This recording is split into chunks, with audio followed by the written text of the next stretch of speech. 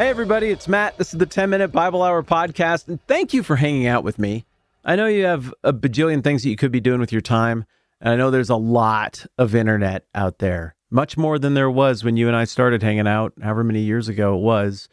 And so it just, it means more with every passing year that you would still want to slum it and pal around with me on the internet. It really does mean a lot. Thank you for that. I don't know why I always feel compelled to talk about Castaway with Tom Hanks. But when I scan through the movies that have really left a dent in my brain over the last, whatever that's been, 25 years, that one always comes to mind. And it's not so much because of the island part of the movie. I'm spoiling this, by the way. It's an old movie. Hopefully, this is your warning. If you don't know how a Castaway ends and you don't know yet, there you go. I gave you the heads up. I probably should do that every time.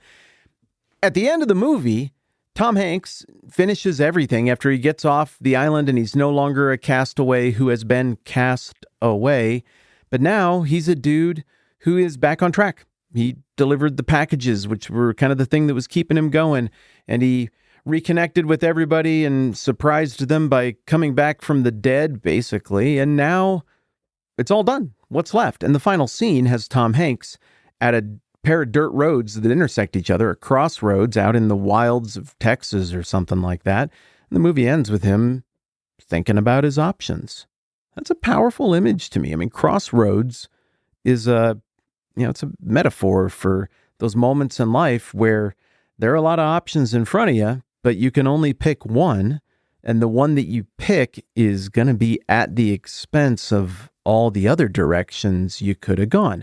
And crossroads, additionally, are the kind of thing that I think we reflect back on a lot as we age. You can't help but go back to those moments and think about what might have been. What if I'd picked this instead of that and gone this other direction? What would my life look like?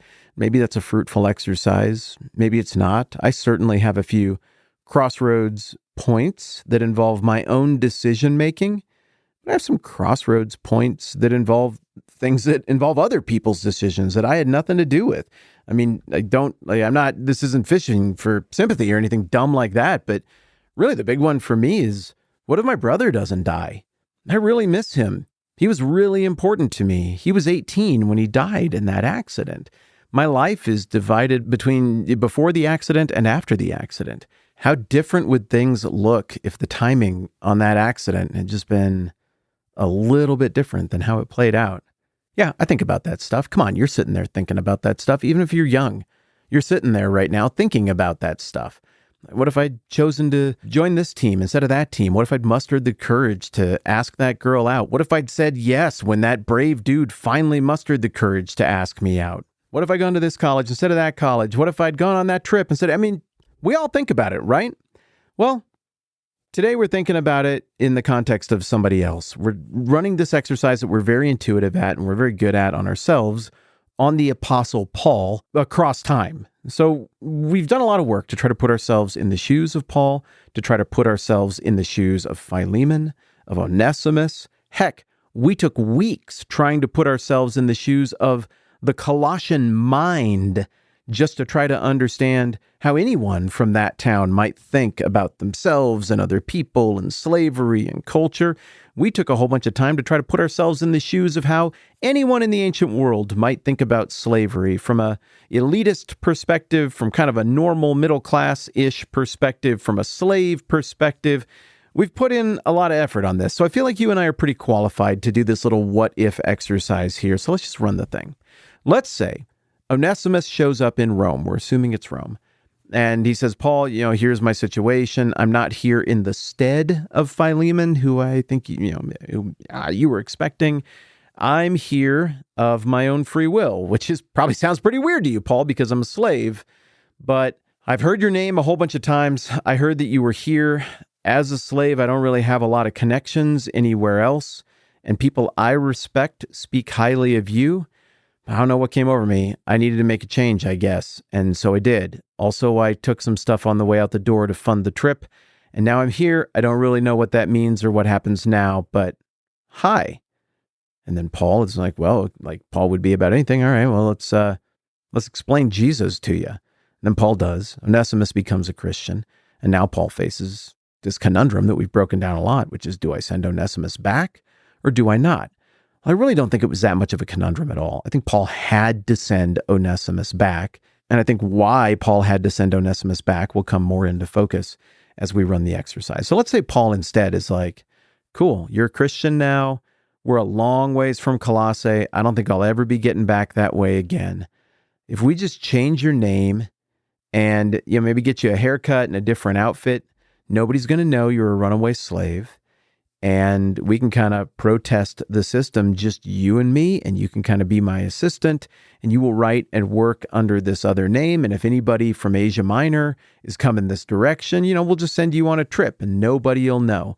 We're not sending you back. We're not going to try to reconcile this thing. Slavery is too evil an institution. This is where I, Paul, take my stand. This is my choice. You're not going back, Onesimus. I won't let you. Okay, let's say Paul picked that. Well, what would be the consequence, first of all, for Paul? No, I don't think much good would come out of that, and here's why. You and I went through all that material from the ancient world about what happens if you harbor a slave. At maximum, I found some evidence, although I now think the evidence is a little bit overstated after having looked into it for myself. I found some evidence suggesting physical punishment, or maybe in some ancient world context, maybe even execution for a person who harbored a slave. That appears to be drastically overstated as an ancient practice. You will see that in a lot of commentaries and writing about Philemon. Like if Paul hadn't sent Philemon back, they could have executed him for slave harboring. Maybe that happened in some other ancient context, but I wasn't able to find any evidence of that happening in a Roman context. So, okay, Paul wouldn't have been executed just for harboring Onesimus as like an automatic punishment, but the law certainly frowned on harboring slaves. You caught that. You caught the whole 20 days to turn a slave around and go and let people know. You caught that there were fines, potential imprisonment if you were to harbor somebody else's slave. I didn't read these particular excerpts from you, but there are some Roman laws, again, from the Digest of Ulpian. I think that's where it's from. You know what? Don't quote me on that one. This is why I read you the direct quotes. It's from somewhere in Roman law, but the principle here is that a slave is somebody else's tool that they invest in, and it's kind of like intellectual property. You aren't allowed to profit off of the labor of somebody else's slave. That was a big no-no, so you would have to pay them back. Dang it, I really should have found that quote. That's one that I probably should have read to you. I'll see if I can maybe dig it up later. Maybe I'll forget. I don't know. The point is that is in there. And think about that from Paul's perspective. If Paul says, I'm not sending Onesimus back, this isn't happening, you're staying with me, pal. We're going to make a little club. We're going to call ourselves the OP, or maybe when Peter's here, OPP, and it's going to be fantastic, and everybody's going to love it, bros forever. That's not going to go over very well, because as soon as anybody figures out that Onesimus is a freed slave, and I do get the impression from the ancient sources that they would eventually figure it out. I think it was pretty hard to permanently run away and just build a Jean Valjean-like new freedman, escapee, responsible, social, civil life. As soon as somebody figured out what was going on here, I think Paul was going to become economically liable for any work that they would have imagined that Onesimus would have performed for Paul. So he's going to be racking up a pretty big debt here, which maybe Philemon would have forgiven under those circumstances. But I mean, if Paul's lying to Philemon, somebody he's in correspondence with, and Paul is never like, oh, by the way, like craziest thing, you remember Onesimus? I ran into him the other day. He's a Christian now. Like if Paul just doesn't ever mention that in his correspondence with his friend who he loves, Philemon, I don't think Philemon's going to feel so forgiving when he finds out that Paul was using Onesimus's labor for himself. And I have a feeling Philemon then would revert to his Colossian programming from ancient attitudes about slavery formed by the Phrygians, the Lydians, the Sumerians, the Persians, and all the different groups that came through there. I think Philemon's going to revert, and he's going to be like, no, there are laws for this. You owe me in a civil sense, and the Roman authorities are going to enforce that. Economically, I don't think it would have been a very shrewd move for Paul to try to lock down Onesimus and keep him around and try to lie about who he was. Also, Paul is doing this whole transparency thing, right? Like he's doing I am above your accusations of illegality. The accusations against Paul at the end of Acts are as dumb and weird and vague as the accusations against Jesus at the end of the Gospels. The accusations against Paul are like, he defamed the temple. How so? Yeah, we couldn't really say. Paul caused disruptions. Oh, really? Did he riot or stuff? Well, no, we did to prove how disruptive he was. But look what he made us do. I mean, those are the kind of stupid accusations that are floating out there against Paul. He's got the upper hand here. Paul undergoes legal scrutiny many times in his career in Philippi, in Corinth, in Jerusalem itself, then in Caesarea before 2 Roman governors. And now at the time that he meets Onesimus, he's awaiting trial, I think, in Rome before another authority figure, Nero. But in all of these cases, Paul's been able to be like, hey, one, I didn't do anything. The people who behaved badly and hit others with rocks and had riots and everything else, that wasn't me. That was the people who were accusing me. So I don't know what the problem is here.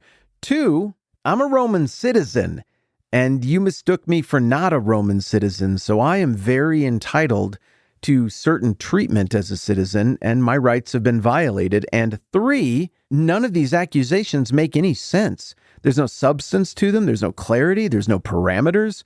What are you even accusing me of? Well, if Paul harbors a runaway slave, even if it's his buddy's runaway slave, and even if it's because the runaway slave is a Christian now, so it's totally cool, bro, that's really bad for Paul. Because now you got a charge that'll stick. Now you have a charge that is justified. Now, should the law exist? Well, come on, I'm doing the disclaimer thing again. You know that, in my opinion, slavery is bad. Whew, that's the most profound moral statement of my entire life. It's so stunning and brave on my part to hold such a bold position. I don't like slavery. I'm against it. I think it would be just great if somebody in the ancient world had been like, we are going to just fast forward the economy 2,000 years and suddenly it's going to function in such a way that slavery wouldn't even make sense anymore. And we're just going to abolish it everywhere with one fell swoop. But that didn't happen. And after learning a lot more about how all this worked and after studying the ancient world for a very long time, I don't see how any kind of meaningful empire-wide abolition movement could have possibly taken root, let alone be effective.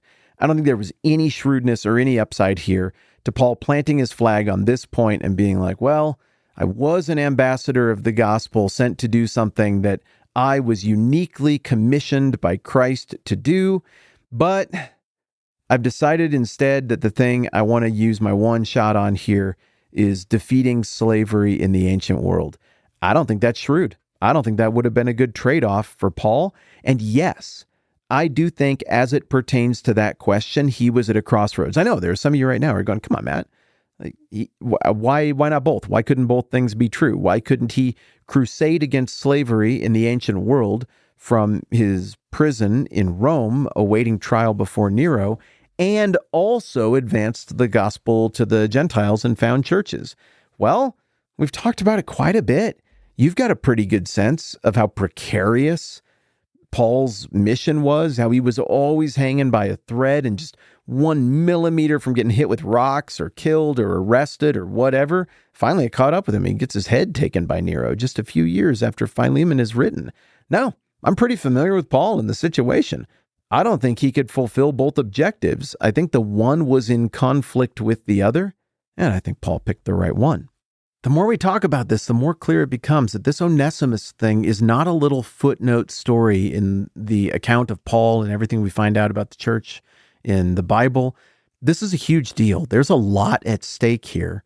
And going through this exercise is helping that come into clearer focus for me. I don't want to stop, but there are time limits to this thing. So it's going to take one more day to work through fully the question of what if Paul hadn't sent Onesimus back from Paul's perspective. What were the implications from him?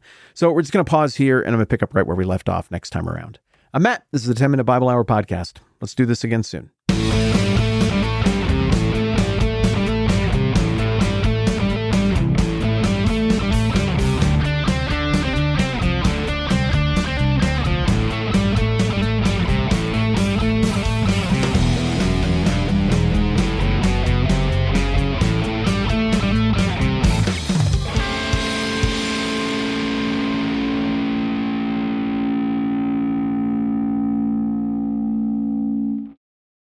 Hi, Matt's daughter here. I just wanted to jump in really quick and say thank you to everyone who supports the program. It means a lot.